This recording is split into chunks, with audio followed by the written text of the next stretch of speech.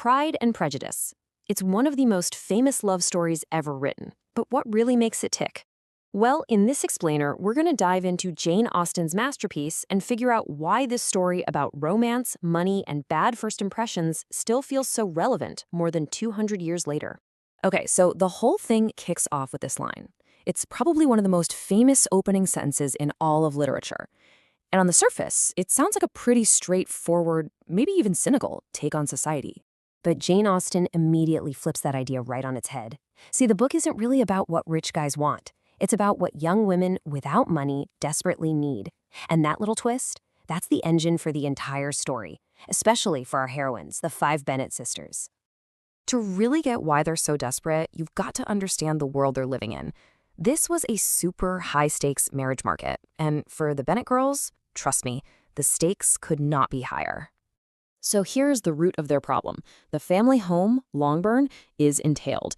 Now, that's just a fancy legal term meaning that since there are no sons in the family, the whole estate has to go to a distant male cousin when Mr. Bennet dies.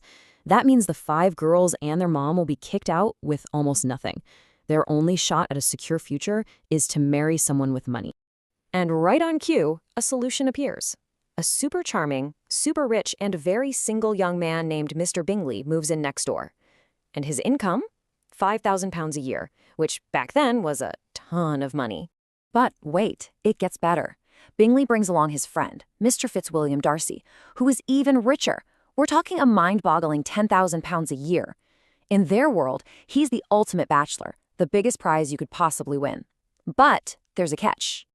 Yeah, the problem is his personality doesn't exactly live up to his bank account. His first impression is, to put it mildly, an absolute train wreck, and it kicks off the central conflict of the whole novel. So, picture this. They're at a local party, and Darcy straight up refuses to dance with our heroine, the smart and witty Elizabeth Bennet. And he says, loud enough for her to hear, that she's not handsome enough to tempt him. Ouch. That one incredibly arrogant insult is all it takes to cement Elizabeth's prejudice against him. And just like that, the battle is on.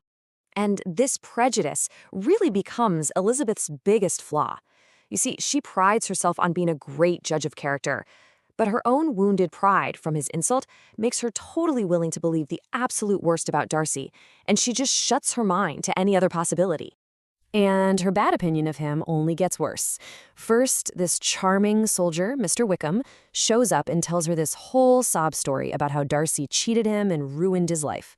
Then, her ridiculous cousin, Mr. Collins, proposes a totally loveless marriage for, practical reasons. So Elizabeth believes Wickham's lies, is disgusted by Collins, and starts to see Darcy as the symbol of everything that's wrong with the world. But just when you think you know where this is all going, the story takes a massive turn. Months later, Elizabeth runs into Darcy again, and it leads to one of the most unforgettable scenes in all of fiction. Completely out of the blue, Darcy proposes to her, and it is, without a doubt, the worst marriage proposal of all time. He tells her he's in love with her against his better judgment, and then lists all the reasons why her family is embarrassing and beneath him. I mean, not exactly smooth, my friend. So, yeah, no surprise, Elizabeth is furious, and she lets him have it. She calls him out for his arrogance, for breaking up her sister Jane and his friend Bingley, and for being so cruel to poor Mr. Wickham. Then she delivers the final blow. He is the last man on earth she would ever marry. Oof. Darcy leaves completely stunned, but the next day he finds her and hands her a letter. And this letter is about to blow up everything Elizabeth thought she knew about him and about herself. So, truth bomb number 1, he admits he separated Jane and Bingley. But he says he did it because he honestly thought Jane wasn't that into his friend, and he was just trying to protect his buddy from getting his heart broken. A little misguided? Maybe, but not evil. And then comes the real shocker. Wickham, the charming victim, he's a total liar. He blew through the money Darcy's father left him and then tried to elope with Darcy's 15-year-old sister just to get his hands on her inheritance. Darcy wasn't being cruel, he was protecting his little sister. As she reads this, Elizabeth's entire world just falls apart. She is so deeply ashamed. The one thing she prided herself on, being a keen judge of character, was completely wrong. Her prejudice totally blinded her. And this line right here, Till this moment, I never knew myself. That's the real turning point of the book. From that moment on, both Elizabeth and Darcy have to change. They've got to get over their own biggest flaws, his pride, her prejudice, if they're ever going to have a shot at being together. A little while later, by total chance, Elizabeth finds herself touring Darcy's huge estate, Pemberley. And it's not just that the place is beautiful. She hears from his servants how he's this incredibly kind, fair, and generous person. For the first time, she's seeing the real man behind that proud, arrogant mask. And then Darcy gets a chance to prove he's changed, not with words, but with actions. Elizabeth's youngest sister, Lydia, runs off with that sneak Wickham, which is a scandal that could destroy the entire family's reputation. And who secretly swoops in to save the day? Darcy. He finds them, pays off all of Wickham's huge debts, and saves the Bennet family from total ruin. And he does it all for Elizabeth. After that whole crisis is handled, the last few obstacles start to fall like dominoes. Darcy swallows his pride and convinces Bingley to go back to Jane and propose. Then Darcy's awful aunt, Lady Catherine, shows up and tries to bully Elizabeth out of marrying him. But Elizabeth's fiery defiance actually gives Darcy hope that her feelings for him have changed. And last, they're able to really, truly talk to each other.